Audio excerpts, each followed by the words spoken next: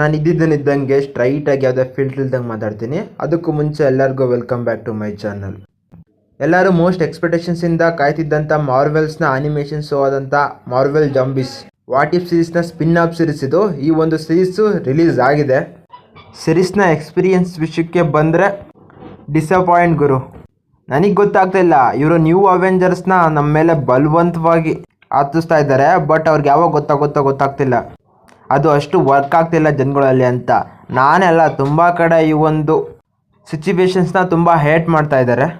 ಇದರಲ್ಲಿ ಆಗ್ತಿರೋ ಮೈನಸ್ಗಳು ಏನಂದರೆ, ನ್ಯೂ ಅವೆಂಜರ್ಸ್ನ ನಮ್ಮ ಮೇಲೆ ಬಲವಂತವಾಗಿ ರುದುತ್ತಾ ಇರೋದು ಅಷ್ಟೇ ಅಲ್ಲ, ನಮ್ಮ ಹಳೆ ಅವೆಂಜರ್ಸ್ನ ಇಲ್ಲಿ ಅವರು ಫುಲ್ಲು ವೀಕ್ ಮಾಡಿರೋದು ಕೂಡ ತುಂಬ ಇಲ್ಲಿ ಪ್ಲಸ್ ಆಗುತ್ತೆ.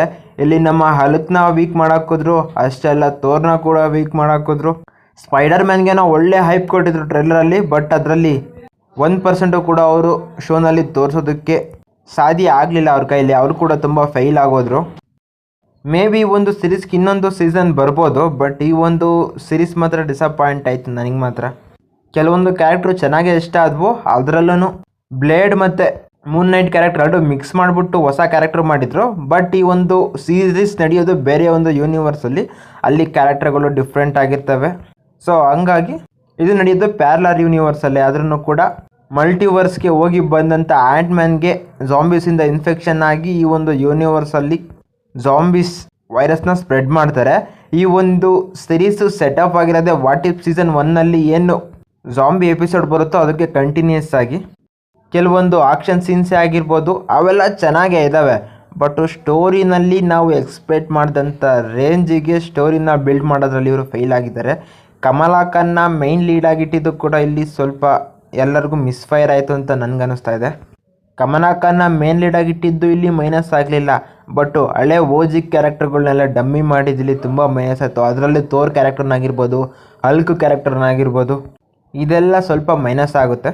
ಸ್ಪೈಡರ್ ಮ್ಯಾನ್ ಅಂತೂ ನಾವು ಟ್ರೈಲರಲ್ಲಿ ತುಂಬ ಹೈಪಲ್ಲಿ ಇಟ್ಕೊಂಡಿದ್ವಿ, ಏನೋ ಒಳ್ಳೆ ಆ್ಯಕ್ಷನ್ ಸೀನ್ಸ್ ಇರುತ್ತೆ, ಮೇನ್ ಲೀಡ್ ಆಗ್ಬೋದು ಅಂತ. ಬಟ್ ಅದು ಆಗಲಿಲ್ಲ ಇಲ್ಲಿ, ಅದು ಕೂಡ ಸ್ವಲ್ಪ ಮೈನಸ್ ಆದಿಲ್ಲಿ. ಇನ್ನೇನು ಹೇಳ್ತೀರಾ ಗುರು, ಹಿಂಗೆ ಸೀರೀಸ್ಗಳ್ನು ಸಿನಿಮಾಗಳ್ನು ತಕ್ಕೊಂಡು ಹೋಗ್ತಿದ್ರೆ DC ಥರ ಮಾರ್ವೆಲ್ಲು ಕೂಡ ಒಂದಿನ ರೀಬೂಟ್ ಆಗಿ ಹೊಸ ವರ್ಷನ್ ಬರೋ ಚಾನ್ಸಸ್ ಕೂಡ ಇದೆ. ಸೊ ಅದಕ್ಕೋಸ್ಕರ ಈಗಲಿಂದನೇ ಸ್ಟೋರಿನಲ್ಲಿ ಚೇಂಜಸ್ ಮಾಡ್ಕೊಂಡು ಬರಬೇಕು. ನನಗೆ ಯಾಕೋ ಅವೆಂಜರ್ಸ್ ಡೂಮ್ಸ್ ಡೇ ಇದರಲ್ಲೂ ಕೂಡ ಅಷ್ಟು ಎಕ್ಸ್ಪೆಕ್ಟೇಷನ್ಸ್ ಹತ್ತೋಗ್ತಾ ಇದ್ದಾವೆ. ಇವರು ಕೂಡ ಇದರಲ್ಲಿ ಹಂಗೆ ಮಾಡಿರ್ತಾರೆ ಅಂತ ನನಗೆ ಅನ್ನಿಸ್ತಾ ಇದೆ. ಈ ಒಂದು ಸೀರೀಸ್ ಮಾತ್ರ ನನಗೆ ಅಷ್ಟು ಇಷ್ಟ ಆಗಲಿಲ್ಲ.